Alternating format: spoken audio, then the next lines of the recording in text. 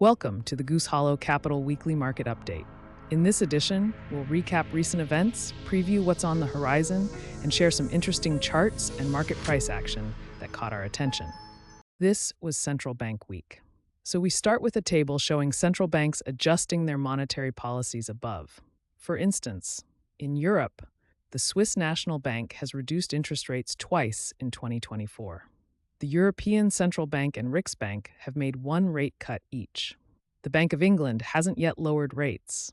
Norway's central bank has indicated it probably won't change rates until 2025. This shows that even within Europe, there's a lack of coordination in easing monetary policy among advanced economies. You can hike rates at the same time, but cannot coordinate the easing as the cycles are not in sync.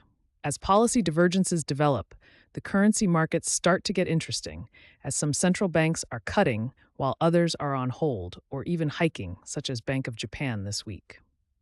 Fed funds futures market is implying that interest rates would be around 4% by next year. This is still a benign soft landing scenario.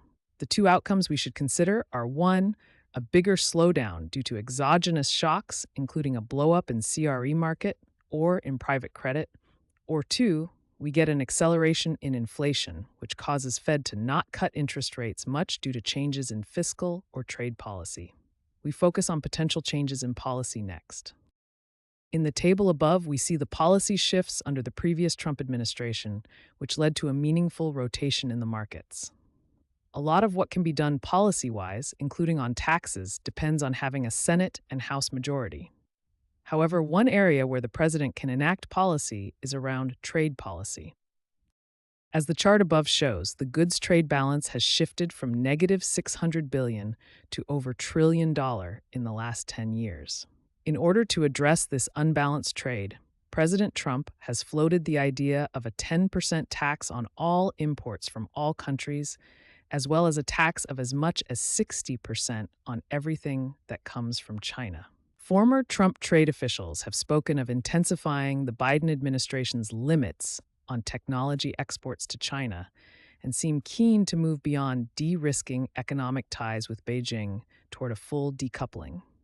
This will be inflationary in the short term, and the potential retaliation from other countries could also lead to a slowdown in growth. One can also see from our flow diagram that large trade deficits eventually ends up becoming fiscal deficits as it reduces household savings rate and increase unemployment over time. Next, the market reaction after the first debate performance. Equity market sectors that benefit from an easier regulatory environment generally saw relative strength at the open of trading following the debate. A portion of the pattern of out- and underperformance can likely be ascribed to other policy expectations shifting. For example, consumer discretionary could face higher tariffs under a Trump administration, and renewables, which may lose IRA subsidies, both underperformed. Moreover, as shown in the chart on the right, companies with greater regulatory exposure within regulation-heavy industries, such as aerospace and defense and capital markets, outperformed following the debate. Next, an interesting chart that shows that Chinese demand for gold has been a mirror image of demand for real estate. Given the poor performance of equities in China, gold has benefited from the excess savings flowing into it. It will be interesting to see if, as the Chinese equity markets find their feet, if gold starts to underperform later this year.